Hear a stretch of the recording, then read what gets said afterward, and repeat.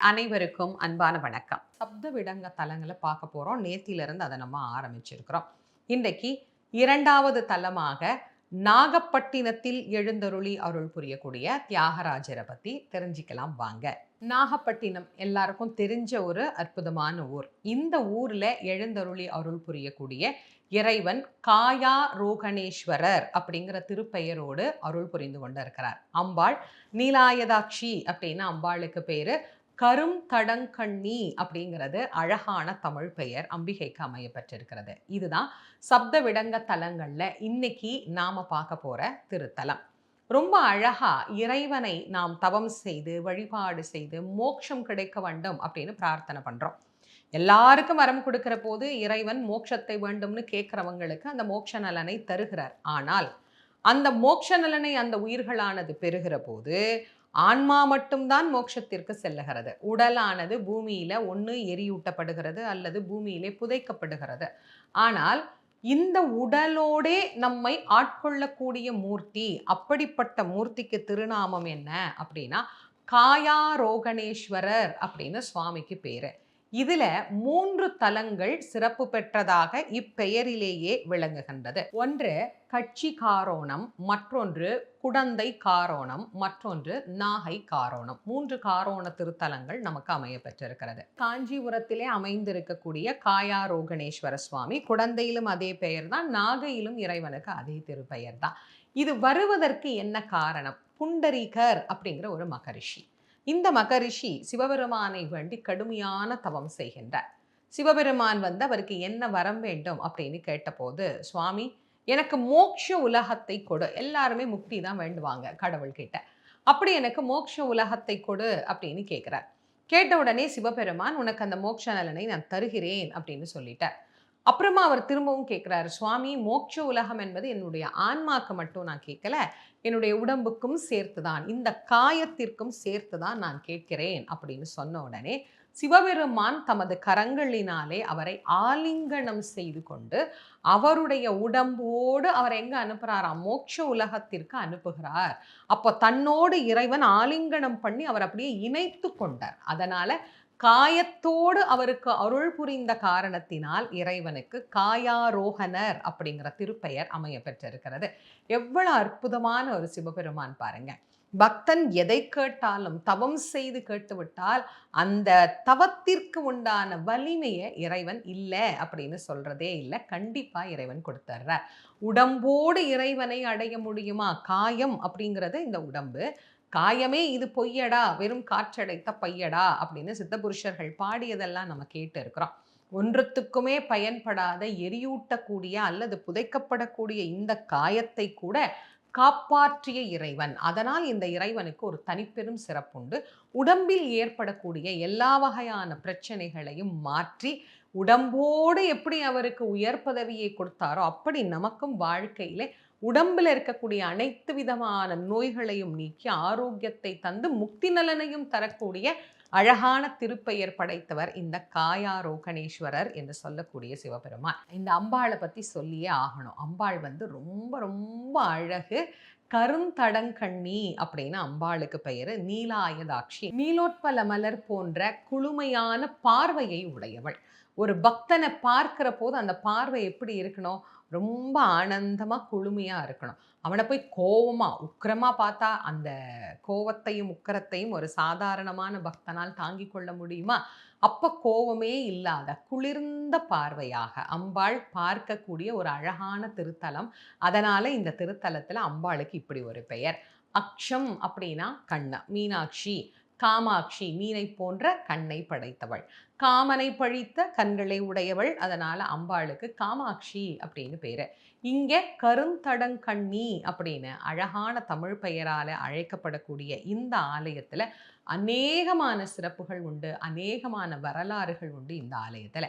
இந்த ஆலயத்துல நம்ம பார்த்துக்கிட்டு இருக்கிற வருஷப்படி பார்த்தீங்க அப்படின்னா முசுகுந்த சக்கரவர்த்தி கொண்டு வந்து வழிபட்டு பிரதிஷ்டை செய்த அழகான ஆனந்தமான மூர்த்தி தியாகராஜர். விடங்கர் என்று நாம் அழைத்து விடங்கரை பற்றி நேத்திக்கு தான் சிந்திக்க ஆரம்பித்தோம். அந்த அழகான விடங்கர் பெருமான் இங்க என்ன பெயர்ல விளங்குகிறார் அப்படின்னா அழகிய விடங்கர், சுந்தர விடங்கர். அதுதான் இங்க சுவாமிக்கு பேரு. அவர் சுந்தரமானவர். அதனால தான் நான் ஆரம்பிக்கும் போதே சொன்னேன் அழகான நாயகர் அப்படின்னு. அவரை பார்க்க பார்க்க பார்க்க அப்படியே பார்த்துட்டே இருக்கலாம் போல தோணும். அந்த அழகு படைத்த நாயகராக சுந்தர விடங்கர் என்கின்ற திருநாமத்தோடு இங்கே எழுந்தருளி அருள் புரிகின்றார். இங்கே ஆடக்கூடிய நடனத்துக்கு பேர் என்ன தெரியுமா? பாரா வார தரங்க நடனம் அப்படின்னு பேரு. நடனத்துக்கு பேரே இவ்வளவு பெருசா இருக்கு அப்படின்னா என்ன? பாராவாரம் அப்படின்னா கடல், தரங்கம் அப்படின்னா அலை. ஒரு கடல்ல அலை எப்படி அடிக்குமோ அது மாதிரி அலை வேகமா வெளியே வரும், அப்புறம் திரும்ப மெதுவா உள்ள போகும், அப்புறம் திரும்ப வேகமா வரும், திரும்ப மெதுவா உள்ள போகும். இப்படி அலை போல இறைவனுடைய நடனம் அமைய பெற்றிருக்கும்.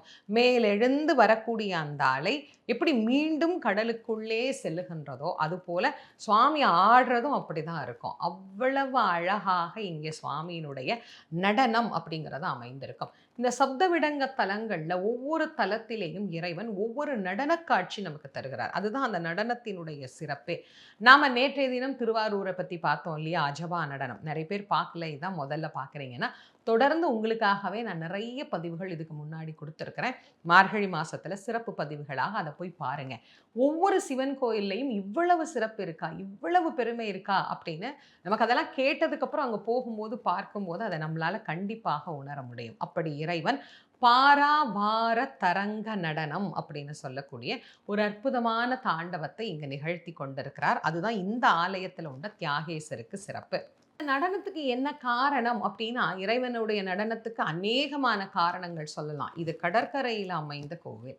அதனால நாகப்பட்டினம் ஒரு துறைமுகம், நான் ஏற்கனவே சொன்னேன். நல்ல பெரிய கடல் பரப்பு அமைந்திருக்கக்கூடிய இடம். சுவாமி அந்த கடல் அலை மாதிரியே மேலெழுந்து கீழெழுந்து முன்னும் பின்னும் ஆடக்கூடிய அந்த அழகான காட்சி அப்படியே ஒரு அலையை பார்க்குற மாதிரியே தான் நமக்கு அந்த காட்சி அப்படிங்கிறது அமைந்திருக்கும். இந்த ஊரிலேயே நாகர் வந்து இந்த இறைவனை வழிபட்டதனால் இந்த ஊருக்கு நாகப்பட்டினம் அப்படிங்கிற திருப்பெயர் அமைய பெற்றிருக்கிறது. இங்க இருக்கக்கூடிய விநாயகர் கூட ரொம்ப அழகா நாகாபரணம் சூடி நமக்கு காட்சி தருகிறார். இவருக்கு பெயரே நாகாபரண விநாயகர் அப்படின்னு பேரு. நாகர் குடைப்பிடிக்க விநாயகரை நம்ம இங்க சிறப்பா பார்க்க முடியும். அழகான அற்புதமான கோயில். இப்படி அற்புதங்கள் பல நிறைந்த இந்த திருத்தலத்துல தான் அதிபத்த நாயனார் என்கின்ற நாயனார் அவதாரம் பண்ணினார். இந்த தலத்தை சொல்லும் போது இந்த நாயன்மாரை நினைக்காம நம்மால இருக்க முடியாது. இவருடைய முழு வரலாற்றையும் நான் என்னுடைய நாயன்மார்களுடைய பதிவில் கொடுத்துருக்கேன். பார்க்காதவங்க போய் நாயன்மார்களுடைய எல்லா பதிவையும் பாருங்க. ஒவ்வொரு நாயன்மாரும் சிவபெருமான் மேலே எவ்வளவு அன்பு வச்சிருக்கிறாங்க அப்படிங்கிறத அப்பதான் நமக்கு தெரியும். அதிலேயும் இந்த நாயனார் பாருங்க, மீன் பிடித்து அன்றாடம் தன்னுடைய வாழ்க்கையை நடத்தக்கூடியவர். அப்படி மீன் பிடித்து பிடித்து பிடித்து தன்னுடைய ஜீவிதத்தை நடத்தி கொண்டிருப்பவர் வைராகியமாக ஒவ்வொரு நாளும் தனக்கு கிடைக்கக்கூடிய முதல் மீனை சிவபெருமானுக்கு விட்டுறது அப்படின்னு முடிவு பண்ணி பல காலம் தன்னுடைய தொழிலை செய்கிறார். இறைவன் அவரை தினமும் சோதிக்கிறார். ஒரு மீன் தான் கிடைக்கும், ஒரு மீனை அப்படியே விட்டுட்டு வந்துடுவார். ஒரு நாள் அவருக்கு கிடைத்தது ஒரு தங்க மீன். பல சோதனைகளுக்கு பிறகு நல்ல நவரத்தனம் ஜொலிக்கிற மாதிரி பல பல பலன்னு இருக்கிற ஒரு தங்க மீன் அவருக்கு வலையில மாட்டிருச்சு. ஒரு மீன் தான் அன்னைக்கு கிடைச்சிது. ஒரு மீனை, முதல்ல பிடிக்கிற மீனை சுவாமிக்கு விட்டுறணும். யார் விடுவா? ஆனா அவர் விட்டார். அது தங்கமா இருந்தா என்ன, ரத்தினமா இருந்தா என்ன, வைரமா இருந்தா என்ன, என்னவா இருந்தா என்ன, அது என்ன சத்தியம் பண்ணாரோ அந்த சத்தியத்தை காப்பாற்றணும். எல்லாம் சிவனுக்கு தான். தன்னுடைய வறுமை அவருக்கு பெரிதாக தெரியவில்லை. தான் கொண்ட பக்தி தான் அவருக்கு பெரிதாக தெரிந்தது. அப்படி பக்தியில உயர்ந்து மிக அதி உன்னதமான நிலையில இருந்த அதிபத்த நாயனாரினுடைய அவதார திருத்தலமாகவும் இந்த திருத்தலம் நமக்கு விளங்கி கொண்டிருக்கிறது. தியாகராஜா இங்க சோமாஸ்கந்தர் வடிவத்துல தான் இருப்பார். தியாகராஜா விடங்கர்னாலே அது சோமாஸ்கந்தருடைய வடிவம் தான். சுவாமி அம்பாள் நடுவுல குட்டியா முருகப்பெருமான் இருப்பார்.